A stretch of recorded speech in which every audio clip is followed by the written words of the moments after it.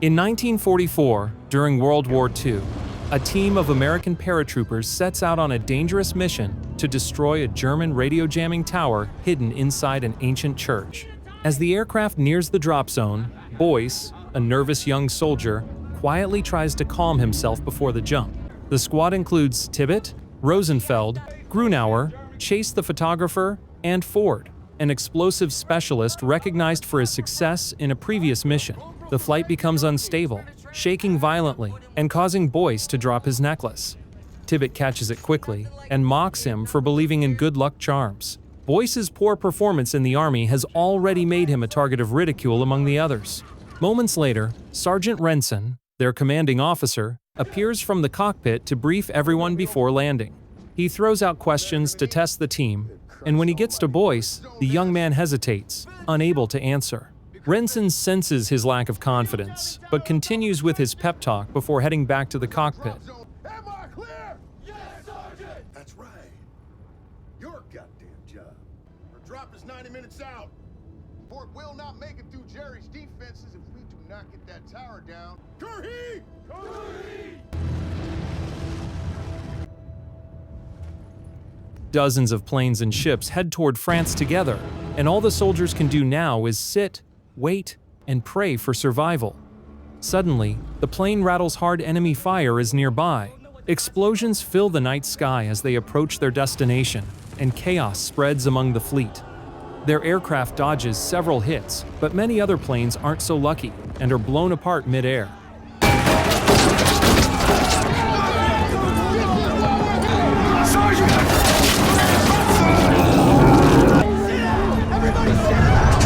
Bullets pierce through their plane, killing several soldiers instantly.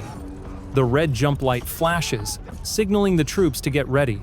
Then fire engulfs part of the aircraft, throwing some soldiers to the back where they burn alive. When the green light finally appears, those still alive leap from the burning plane. Boyce hesitates, terrified and disoriented, until the sergeant shoves him out into open air filled with gunfire. As he plummets, Boyce sees the battlefield below a hellish sight and realizes this is the war he was trained for. He lands hard in a swampy body of water and nearly drowns as his parachute traps him beneath the surface. Struggling, he finally cuts himself free, grabs a gun, and rushes into the forest.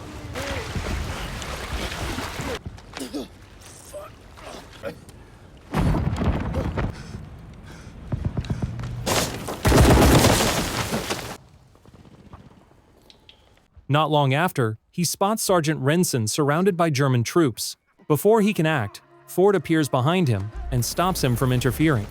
Together, they watch helplessly as their sergeant is executed. Ford insists they stay focused, the mission must go on. They move cautiously through the woods until they encounter a few surviving comrades.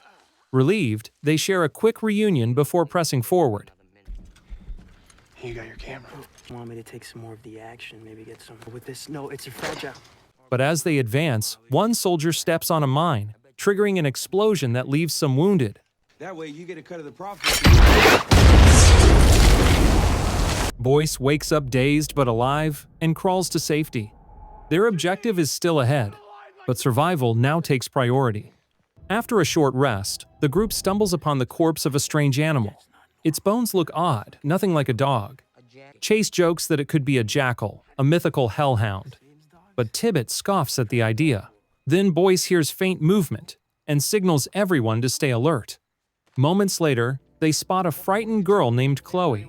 She tries to flee, but they catch her and hold her at gunpoint, forcing her to guide them toward the nearby church. Boyce reassures her they mean no harm, though she's clearly terrified and has little choice but to cooperate. The squad follows her to a small village at the edge of the forest. At the entrance, Ford orders Boyce to stay close to Chloe while the others scout the surroundings. Their noise wakes an elderly neighbor, Mrs. Lesnar, who quickly alerts German patrols that Chloe is out past curfew. Soldiers begin to search the area, forcing Boyce to hide, while Chloe manages to talk her way out of trouble. This way. She leads the team back to her home and allows them to stay there as they plan their next move. She gives them a brief tour of the house in case they need to hide. While exploring upstairs, Tibbet hears movement behind a closed door and questions Chloe about it. Chloe quickly changes the subject, saying her sick aunt lives with her. She also has a younger brother, Paul, whom she looks after since their parents were killed by German soldiers. Rig, all the explosives and timers. What? I mean, I can buy you some time, but The squad settles quietly in the small attic, arranging their weapons and reviewing their plan of attack. Their discussion is suddenly interrupted by a woman's scream outside. German troops are executing a villager for unknown reasons. Chloe explains that such executions have become common ever since the Germans seized control of the town. She warns the soldiers that staying in her house is risky because of constant inspections, but Ford insists they only need a few hours. She hesitantly agrees. An argument breaks out among the men about delaying the mission, but to everyone's surprise, Boyce takes the initiative to move forward. Remembering their sergeant's last words, he reminds them that air support can't reach the front lines until the tower is destroyed. Tibbet mocks him again, saying he isn't cut out for war. my point is, you couldn't even kill a mouse. You're not built for this, Boyce.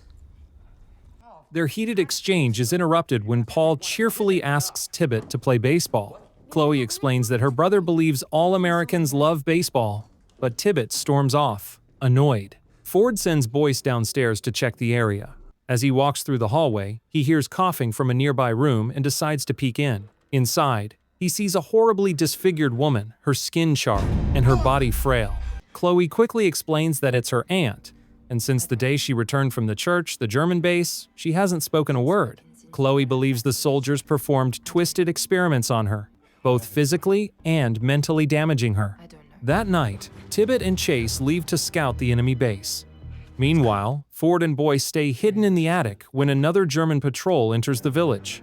Paul hides with them as they hear footsteps downstairs.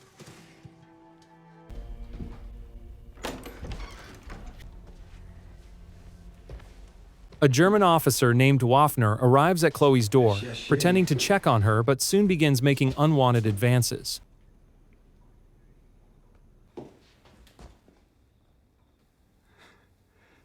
Charlie. Je suis désolée. When she refuses, he calls his men inside after hearing a strange noise upstairs. Paul quickly blocks the attic entrance and tosses a baseball to one of the soldiers to distract him.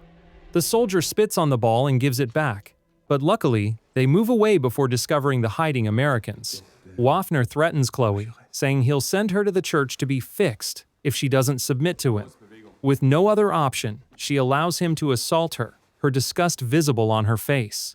Boyce can't take it anymore and intervenes, pointing his gun at Waffner. Ford is forced to step in and help, and together they overpower and restrain the officer.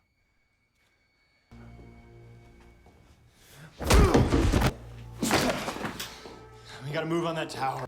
Taking advantage of the night, Ford orders Boyce to continue toward the church and carry out the mission. Boyce makes his way through the woods and hides near an entrance, waiting for the right moment to move. From there, he sees a truck filled with mangled bodies, men and women barely alive. Dr. Schmidt, the man overseeing gruesome experiments on French civilians and dead German soldiers, arrives to watch the failed test subjects get burned alive with flamethrowers. Still uncertain about what's really happening, Boyce presses on.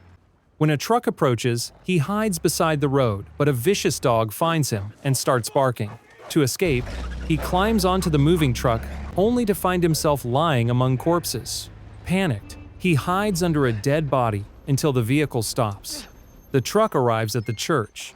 Soldiers unload the contents, giving Boyce a chance to slip out and sneak inside the building. He carefully makes his way through, knowing a single mistake could cost him his life.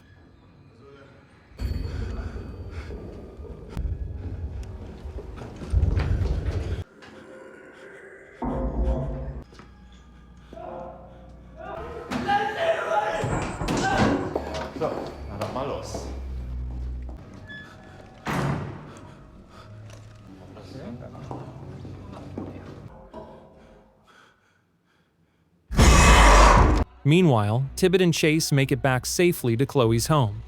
Boyce ventures deeper into the lab area, searching for clues about the experiments. A body bag above him twitches. He opens it to find a half-dead person soaked in a strange red fluid. On a nearby table, syringes filled with the same serum catch his attention. He takes one to bring back to Ford.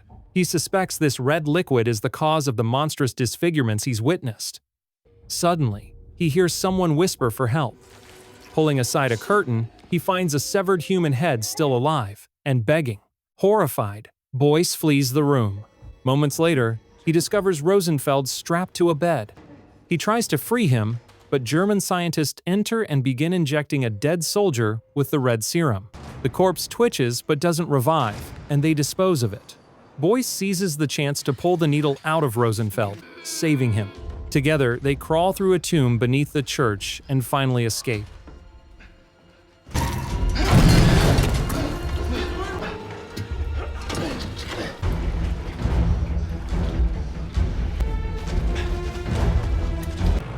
Been too long. Back at Chloe's house, Boyce breaks down, overwhelmed by what he's seen. Ford tries to calm him, but notices Boyce's focus has shifted from their mission to the experiments. Boyce shows him the vial of serum. They interrogate Waffner, but even under torture, he refuses to talk, staying loyal to his cause. I'm sure your corporal has killed many people. What do you do with those people that you take into that church?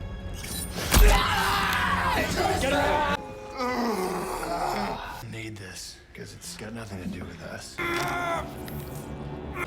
Hoist him up. What? What's inside that compound? All ears, men, weapons, everything. Ford grows more brutal, and Boyce tries to stop him, only to get hurt and leave the room in frustration. As the team prepares to assault the church, Chase goes to check on Waffner. The German pretends to be unconscious, then suddenly shoots Chase. I think I'm gonna need some help. Still blindfolded, he fires wildly before being subdued. The squad rushes to his side, but Chase is fatally wounded. With his last breath, he asks for his camera. The team solemnly watches him die. Boyce suddenly gets the idea to use the red serum on Chase, hoping it might revive him. Within moments, Chase regains consciousness, standing up as if nothing happened. You asked what the serum was, Corporal. Doesn't even hurt. That's weird. Stand up. Yeah, and it hurts. I'm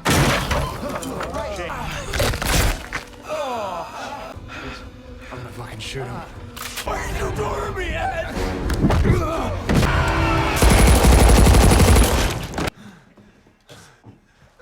Soldiers. You gotta be shitting me. Boys, you hear me? It wasn't Chase. The chaos provides Waffner the perfect moment to slip away unnoticed. He sneaks down from the attic, grabbing Paul on his way out. Outside, a group of German troops arrives just in time to help Waffner escape, taking Paul as their hostage.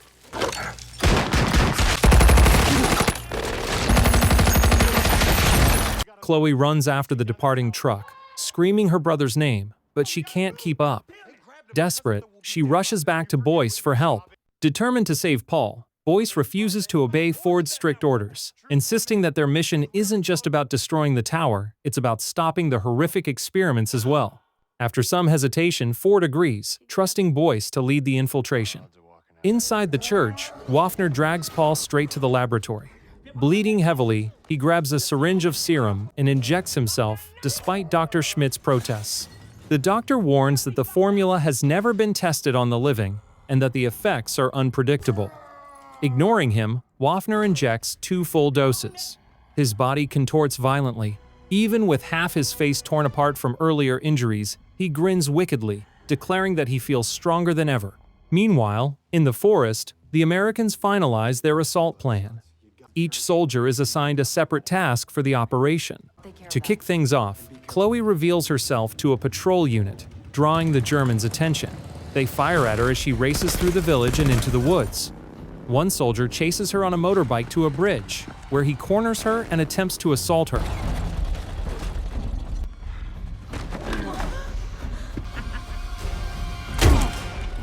Chloe pretends to be helpless, then laughs as Ford ambushes the man from behind, knocking him out cold. They strap explosives to his body and use him to breach the church entrance.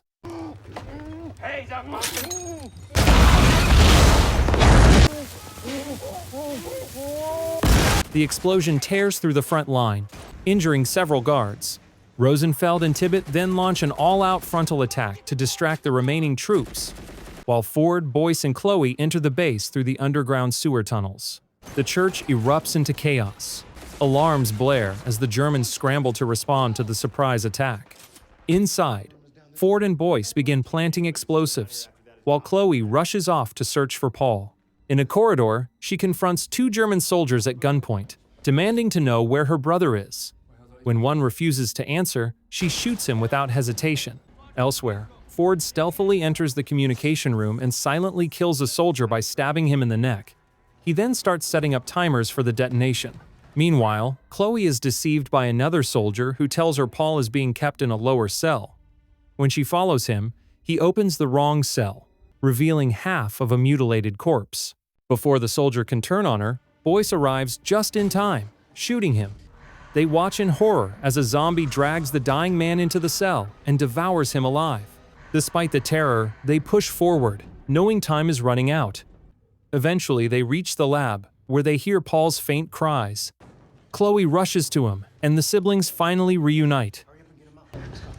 Hurry up and get him out. No.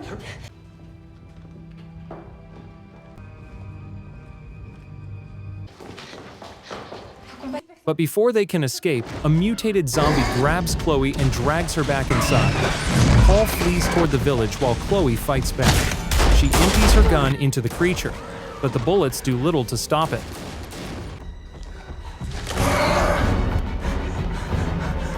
The monster charges after her through the corridor until she finds a flamethrower. With one blast, she sets it ablaze, burning it to ashes.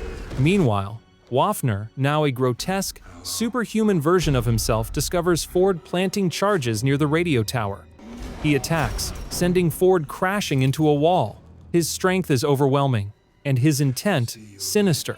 Down below, Boyce finishes setting explosives in the main lab, only for Dr. Schmidt to appear behind him, pressing a gun to his head and ordering him to stop. With all his remaining strength, Boyce fights back and clashes with the doctor in a violent struggle. Dr. Schmidt tries to stab Boyce with a knife, but his attempt fails, and he ends up being killed instead. Meanwhile, Chloe makes it back to the village, where Tibbet and Rosenfeld are trapped under heavy gunfire from the enemy forces. The firefight continues for a while until young Paul suddenly runs into the open battlefield. Out of pure instinct, Tibbet rushes to protect him and takes a bullet while shielding the boy from incoming shots. Despite his injury, he manages to drag Paul to safety as Chloe sneaks in, eliminates the remaining German soldiers, and tends to Tibbet's wounds. Inside the base, Waffner gains the upper hand against Ford, tossing him around before impaling him on a meat hook. He then reveals the horrifying truth: the serum was created by extracting the black tar flowing beneath the village and refining it through human bodies. The goal of these twisted experiments was to produce unkillable soldiers who would serve the Reich forever. Boyce, who had already planted explosives throughout the lab, attacks Waffner from behind, but the creature easily throws him across the room. The mutated Waffner proceeds to open containment pods filled with dead soldiers who had also been injected with the serum. At that moment, Ford musters his strength, pulls himself off the hook, and injects the serum into his own body, instantly healing his injuries. Knowing what it would do to him, Ford willingly sacrifices himself to stop Waffner and stabs him from behind. The two monsters battle furiously, their bodies mutating further as they trade blows. Realizing he cannot overpower Waffner, Ford kicks an oxygen tank toward him. Boyce quickly fires at it, triggering a massive explosion that sends Waffner plunging into the pit of black tar. When Boyce tries to help Ford up, Ford locks himself inside the chamber, insisting Boyce must leave and detonate the explosives. He believes no one, neither friend nor foe, should ever possess such a serum. After a painful moment, Boyce obeys, escaping the facility as Ford detonates the explosives, destroying himself, Waffner, and the lab full of horrors. Boyce reaches the communications room just as the explosion causes the church and tower above to collapse, burying everything underneath. Outside, the villagers gather while the radio broadcasts news of the Allied victory. Boyce reunites with Chloe, Paul, Rosenfeld, and the wounded Tibbet, sadly confirming that Ford didn't survive. Later, as calm returns, Boyce gives his report to a commanding officer, crediting Ford for their success. The officer questions him about rumors of an underground lab beneath the church. Remembering Ford's final words, Boyce denies any knowledge of it. He believes the truth about those experiments must stay buried so that no one else ever suffers the same horrific fate. Got a job to finish. Thought they would just send us the fuck home.